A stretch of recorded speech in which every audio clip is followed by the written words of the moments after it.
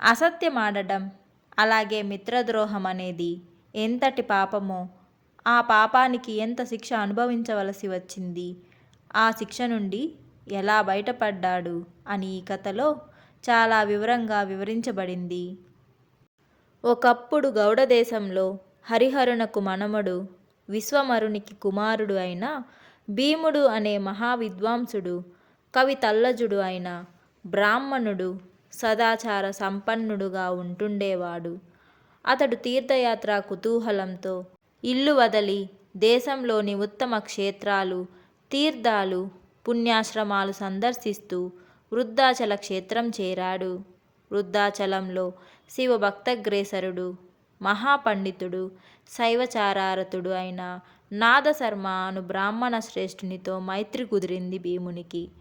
ఇలా కొంతకాలం గడవగా నటరాజ సందర్శనార్థం పుణ్యతీర్థమైన చిదంబరం వెళుతూ తన చెంతగల అమూల్య గ్రంథరాశిన జాగ్రత్తగా కాపాడవలసిందిగా భీమునికి చెప్పి అతనికి ఆ గ్రంథాలను స్వాధీనపరిచి చిదంబరం వెళ్ళిపోయాడు నాదశర్మ. భీమునకు ఆ గ్రంథాల మీద మనసు పడి వాటిని కైవసం చేసుకోవాలని దుష్ట సంకల్పం కలగడం వల్ల వాటిని అపహరించి ఇతరులు ఎవ్వరికీ తెలియని వేరొక చోట దాచేసుకున్నాడు. కొన్నాళ్లకు నాదశర్మ చిదంబరం నుండి తిరిగి వచ్చి తన గృహంలో గ్రంథాలు లేకపోవడం వల్ల మిత్రుడైన భీముణ్ణి అడిగాడు. పుస్తకాల మీద గల అభిమానంతో ఆ గ్రంథాలు ఎవరో దొంగిలించుకు వెళ్లారని, తనకేమాత్రమూ తెలియదని అసత్యమాడాడు. ఆ మాటలతో కలత చెందాడు నాదశర్మ. వెంటనే ఆగ్రహం పట్టలేక, నిజంగా నేను శివభక్తుణ్ణే అయినచో పరమేశ్వరునకు నాపై అనుగ్రహం ఉన్న పక్షంలో నా గ్రంథరాశిని అపహరించిన వానికి మూకత్వం సంప్రాప్తమవుగాక అని హస్త సంఘటన పూర్వకంగా శపించాడు. మహాత్ముడైన ఆ విప్రపుంగవుని శాప ప్రభావం వల్ల భీమునకు జిహ్వస్తంభన కల్గి మాట్లాడలేక మూకుడై మూగవాడు అయిపోయాడు. ఆనాటి నుండి భీముడు మూకుడుగా స్థిరపడిపోయాడు.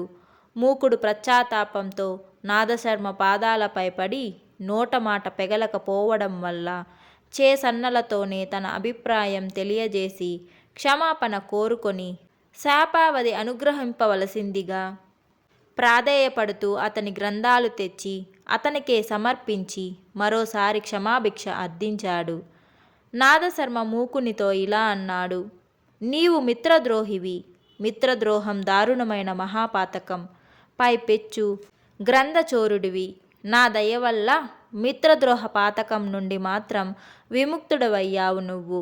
కానీ గ్రంథాపహరణం వల్ల కలిగిన పాపం నుండి నిన్ను తప్పించడం నా తరం కాదు. కనుక వేరెవరినైనా ఆశ్రయించు వెళ్ళు అన్నాడు. మాట పలుకు కోల్పోయిన మూకుడు శ్రీశైలం చేరి పూర్వపుణ్యఫలం వల్ల రోమస మహర్షిని సందర్శించి సాగిలబడి నమస్కరించి చేసంజ్ఞలతోనే గడచిన వృత్తాంతం శాంతంగా వివరించి సహాయమర్థించాడు. రోమస మహర్షి యోగదృష్టితో సమస్త విషయం అవగతం చేసుకొని పంచదశాక్షరి మంత్రం ఉపదేశించి దక్షిణ కైలాస పుణ్యక్షేత్రంలోని స్వర్ణముఖిలో స్నానం చేస్తూ వాయులింగమును పూజిస్తూ జ్ఞానాంబికకు మొక్కి మూలలింగమునకు దక్షిణంగా 2.5 మైళ్ళ దూరంలో గల శక్తిక్షేత్రంలో ఒక శివలింగం ప్రతిష్ఠించి ఓ తీర్థం కూడా ఏర్పాటు చేసుకొని అనుదినం సంధ్యావందనాది కృత్యాలు నెరవేర్చుకుంటూ పంచదశాక్షరి మంత్రజపం కొనసాగింపవలసిందిగా చెప్పి పంపాడు. రోమస మహర్షి యొక్క ఆదేశానుసారంగా మూకుడు దక్షిణ కైలాస క్షేత్రం విచ్చేసి మహర్షిచే చెప్పబడిన విధంగా శివలింగమును, తీర్థమును నిర్మించుకొని అనితర సాధ్యంగా పంచదశాక్షరి మంత్రం జపించసాగాడు. ఇలా 8 మాసాలు గడిచిన తరువాత శుభప్రదమైన భాద్రపద శుక్లపక్ష స్వాతి నక్షత్రయుక్త తదియనాడు శ్రీ జ్ఞాన ప్రసూనాంబ వానికి ప్రత్యక్షమై వాక్పటుత్వం ప్రసాదించి కృతార్థుణ్ణి చేసింది.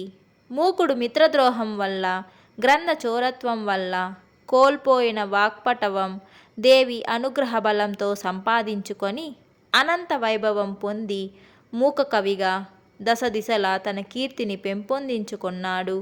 మూక కవి చేత స్థాపింపబడిన శివలింగం మూకేశ్వర లింగంగా, తీర్థం మూకతీర్థంగా సుప్రసిద్ధులయ్యాయి.